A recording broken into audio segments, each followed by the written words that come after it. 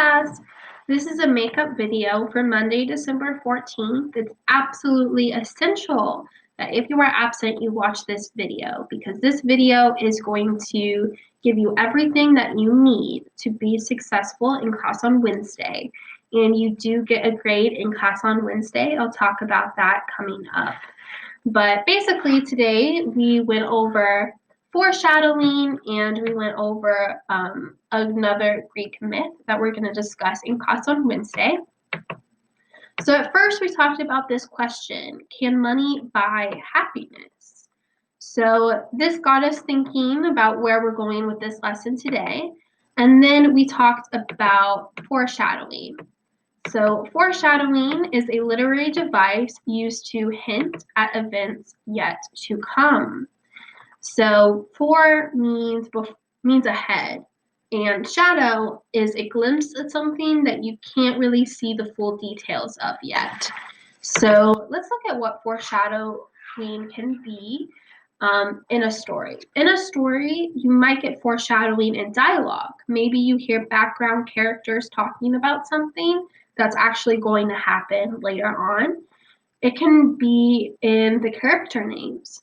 For example, if you were reading a book and one of the characters is named Icarus, you would probably know that that's based off the myth of Icarus. And you would know that the author named that character Icarus for a reason. And it's probably because that character makes some sort of mistake that is fatal. It could also be the setting. So the biggest example of setting in foreshadowing is when it rains, it means something bad is going to happen. Typically when it rains in a movie, it's because the characters are really sad about something. But it can also be a little bit of romance. Maybe the characters kiss in the rain and it's very romantic. So it can go either way, either sadness or romance when you see rain in a movie.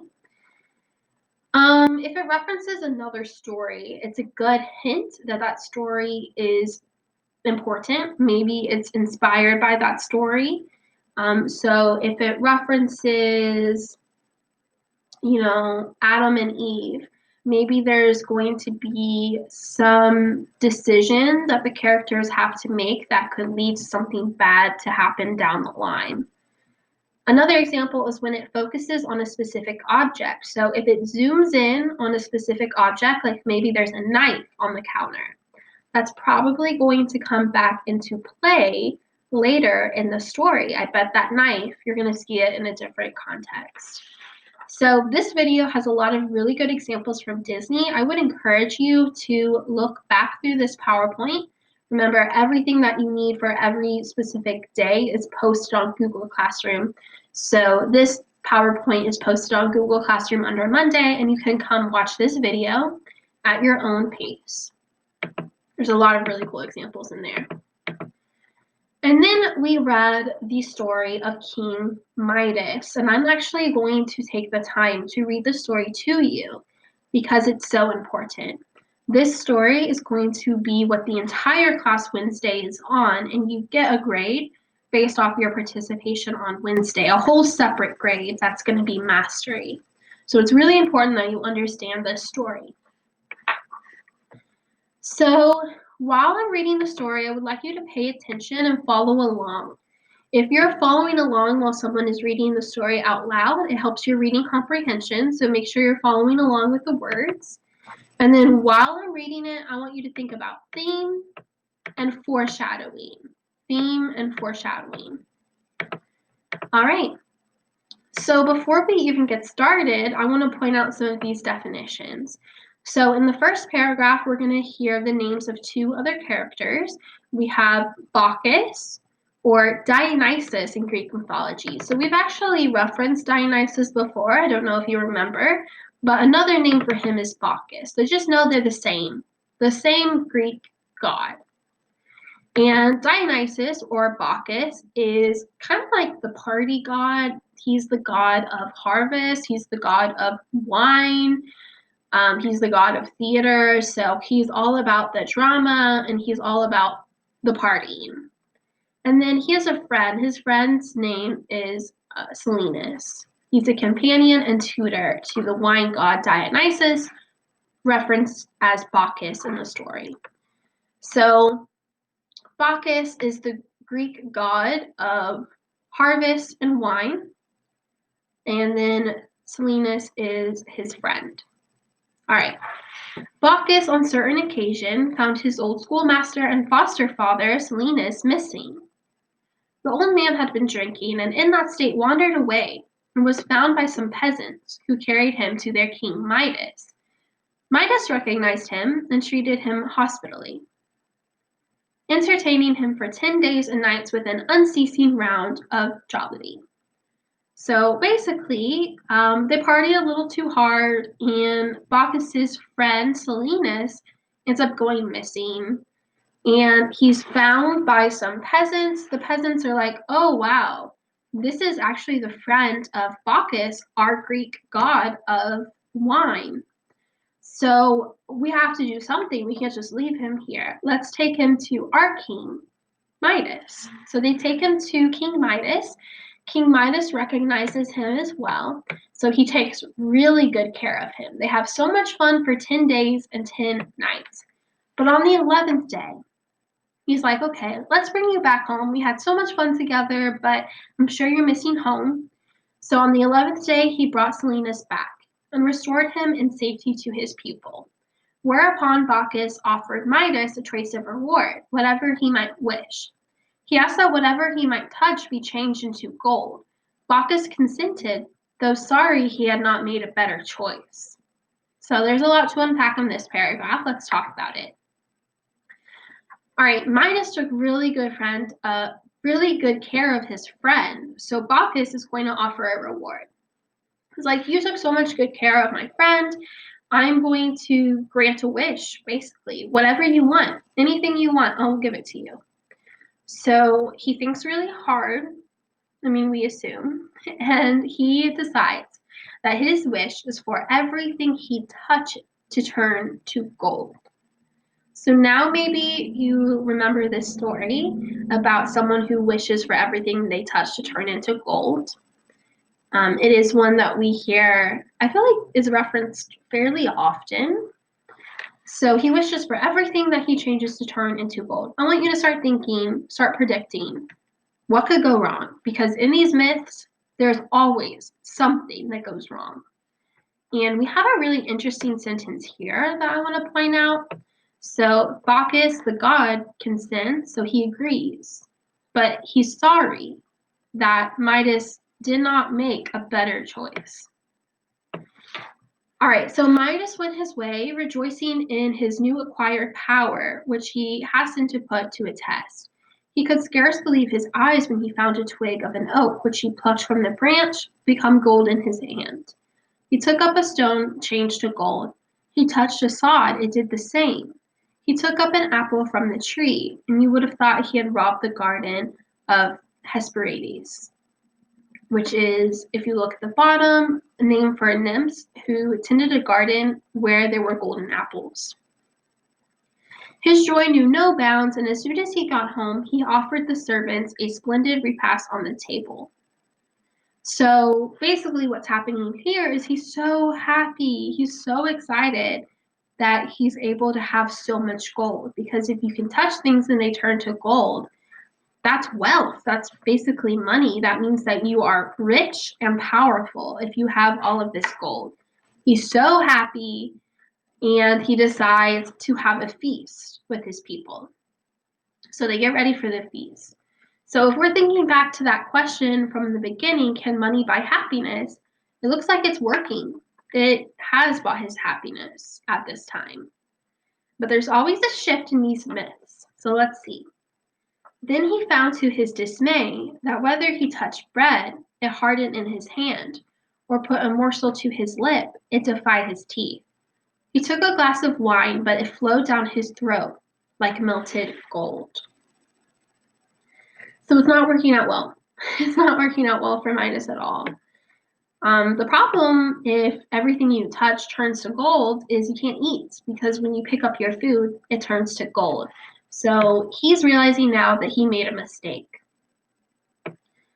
So he strove to divest himself of his power. He wants to get rid of it. He hated the gift that he had lately coveted. But all in vain, starvation seemed to await him. He raised his arms, all shining with gold, in prayer to Bacchus, begging to be delivered from his glittering destruction. Bacchus, merciful deity, heard and consented, so he agreed, "I'm gonna help you." "Go," said he, "to river Pactolosus.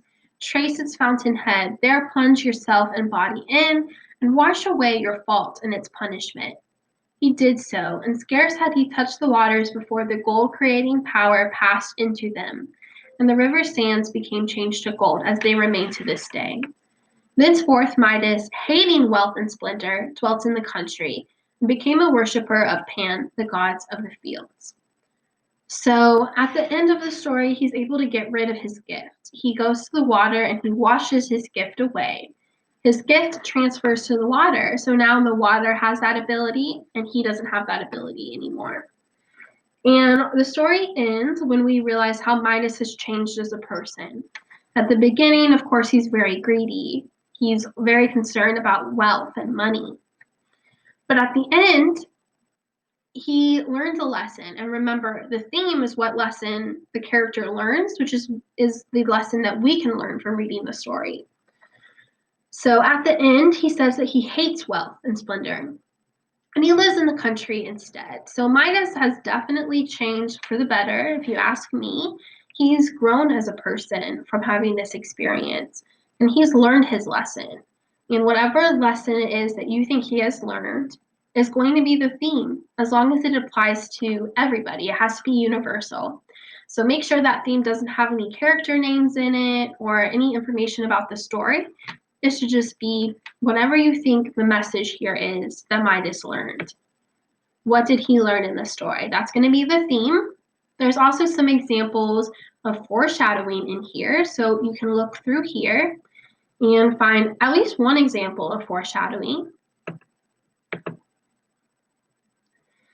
So you can go ahead and start thinking about foreshadowing and the theme, because that is going to help you for the Socratic seminar. On Wednesday, we're going to have a Socratic seminar in class, so it's really important that you are present and that you are participating. A Socratic seminar is basically a discussion. My guess is that you probably have not completed a Socratic seminar in a class yet, but you will do this a lot in high school and you will do this in college as well. So this is really good practice. I know it seems very stressful to have a discussion that is graded right now, but my job is to push you to grow in the field of English. And this is 100% going to prepare you for later English classes. So this is me giving you guys a little push and saying, I believe in you, but I'm gonna challenge you. I'm here to challenge you. So we're gonna have a discussion on Wednesday. It's gonna be most of the class, just you guys talking about these questions. So what I would ask you guys to do is to prepare. So prepare your answer for these questions. And you don't have to prepare your answer for all of them, but you should at least have an idea of how you would answer all 4 of these questions. But if you want to write something and actually plan out your response, I think it's really good to do that. And you can just focus on 2 questions if you want, because then you know it's less stress for you. If you prepare your answer to at least 2 of these questions, then you can raise your hand and say, hey, Ms. Cottrell, can I go first? I really want to get this out of the way. You can share with us all of the great insight that you brought to class. And then you'll know that you already got credit because you answered a question during the discussion, and you can take a back seat and just focus on responding to what others say for the rest of the discussion. So these are your 4 discussion questions, and your homework, which you don't have to turn in, is to just prepare. Be prepared to answer these questions. So you don't have to turn it in. If you want to write on a Google Doc to prepare, that's fine. If you want to work on a notepad, that's totally fine. The first question is, how does this story and its theme relate to our modern culture? So to answer this question, you will need to have a good idea of what the theme is of the story and how it relates to our modern culture. So think about any real life examples that you can bring in here. Number 2 is, in the context of this story, does money buy happiness? Cite evidence from this text, your own experience, or other literature, art, or history in your answer. So this is where you can talk about that question, does money buy happiness? But you're going to specifically focus on King Midas. Does it buy happiness for him? You can bring in other examples from the modern world here as well. Number 3 is, are there any other themes you can identify in the story of Midas? So if you have a theme for question 1 that hasn't already been discussed at that point in the discussion, you can talk about that theme. Number 4 is, what examples of foreshadowing did you notice in the story, and what did they predict? So make sure you're prepared to answer these questions, and definitely write out a response in advance for at least 2 of them, just so you know if I'm feeling stressed and I feel like I want to get it out of the way, I already have an answer prepared so I can read my answer. So my suggestions to be successful for the Socratic seminars: make sure you're on task, be prepared to turn your mic on and your camera on. Today is Ugly Sweater Day. Wednesday is PJ Day. So you don't even have to worry about getting dressed up. We're all going to be in our PJs. So just be prepared. You'll get bonus points for turning your camera on because, like I always say, turning your camera on shows me that you are engaged, that you're listening, that you're paying attention, and that you're here to get a good grade. So I'll reward you for that. And then I say be prepared to turn your mic on because there will be a verbal discussion happening, but we'll also be using the chat at the same time. So you're welcome to use the chat, but I would really like every single person to turn their mic on to share. That's the easiest way to have a conversation. Make sure you're respectful of others, and if you feel like these people keep talking, how am I going to get a word in? Just raise your hand and I'll make sure to call on you. And I'm going to mark you guys off as I hear from you. And if I notice that I haven't heard from specific people, I'll make sure to call on them or give them an opportunity to respond as well. So everybody will hopefully get 100 for participating.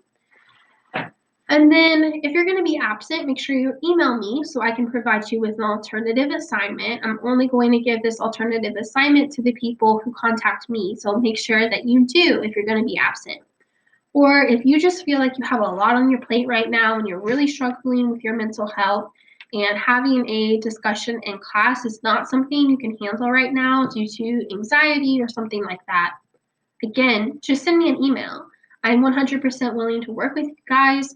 I'm here to push you and to help you grow in English, but I also understand if this is something that is going to cause a lot of stress in your life, that I can help. So just send me an email and I will give you the alternative assignment. It's just going to be a very small essay response to one of those questions. And then for the Socratic seminar success criteria, this is how you'll know what feedback you get on your grade. So if you see you get a 70%, you know why. If you see that you got 100%, you know why. And you get bonus points for having your camera on. So keep that in mind. So meets expectations. Whenever you share your answer, you should show understanding of that topic. You should respond to others and be respectful to others. So you can say, hey, this person said this, and I really agree with it, and this is why. That would show me understanding of topic. But exceeding expectations is when you show a deep understanding of the content and you don't just say, hey, I agree with this person. You say, hey, I agree with this person because of this, and also here's another example, or here's a quote from the story, or a real life example that helps prove it. So if you're adding more to the discussion, you are exceeding expectations. If you just say, I agree or I disagree, then that's just meeting expectations, not exceeding them. And then last thing today is I just want to let you know that you do have a quiz that was posted last Friday. So the only thing that you need to turn in today is, or that you need to turn in this week, is the quiz. That's the only thing you're turning in this week. Make sure you get that quiz in. Your other grade for this week, which is your mastery grade, it's super important, is the Socratic seminar. But again, you don't even have to turn anything in. So this should be a super easy 100 for you guys. As long as you're not doing the alternative assignment, all you have to do is participate in the discussion. And if you are participating in the discussion, you should get a 90% or a 100%. added to the grade book on that day. So make sure that after your class discussion on Wednesday, you check your grade on Infinite Campus, and that's where you'll see your grade for the Socratic seminar. I might add it to Google Classroom, I'm not sure yet. So the only thing that you physically have to turn in is the quiz, but make sure that you are present and participating on Wednesday because that is your other grade. There's also extra credit posted. Don't forget if you want to do some extra credit. Also, the assignments from last week were the theme in Icarus and Daedalus and theme in art assignments. They're both Google Forms. If you don't like your grade on them, you're welcome to redo it. So submit another response and I'll take your highest grade. So make sure that you take advantage of that. If you got probably below an 80, you need to redo it because based off how many grades we'll have in the grade book, that makes a huge difference between 100 and 80.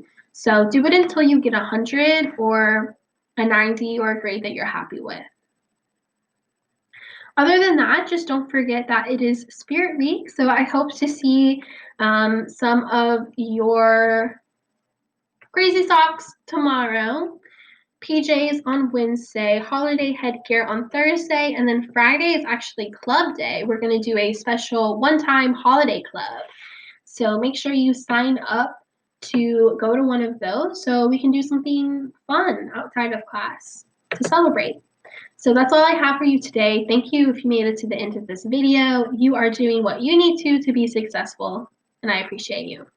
All right, bye guys.